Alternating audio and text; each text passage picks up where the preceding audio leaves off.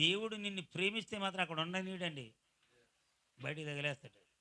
నువ్వు ఇక్కడ ఈ జన్మస్థలం ఇక్కడ నువ్వు ఉండడానికి వీలు లేదు. అబ్రహాం పంపించాడా లేదా చెప్పండి?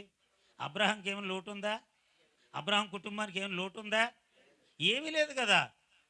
దేవుని సంకల్పంలో అబ్రహాము ఎన్నిక చేయబడిన వాడు, ప్రత్యేకమైన వ్యక్తి కనుక దేవుడు ఏం చేశాడండి, అబ్రహామా నీ దేశములో నుండి, నీ బంధువుల యొద్ద నుండి, నీ కుటుంబీల యొద్ద నుండి నువ్వు బయటకు వచ్చాయి.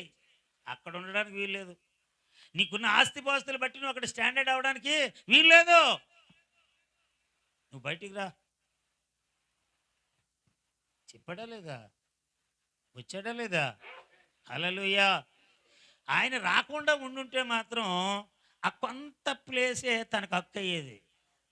బయటకు వచ్చాడు కనుక తూర్పు, పడమర, ఉత్తర, దక్షిణ అతడు కనుదృష్టి మేరకు అంతా ఆయనదే స్వాస్యం, అబ్రహాముదే.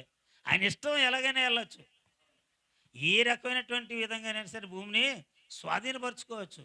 దేవుడు మాట ఉన్నాడు కనుక. దేవుడు మాట అనుకుని ఉంటే ఆ చిన్న స్థలమే చాలులే, ఇంకక్కడే ఉండు అని దేవుడు అనేవాడు. అర్థమవుతుంది అందరికీ? హల్లెలూయా.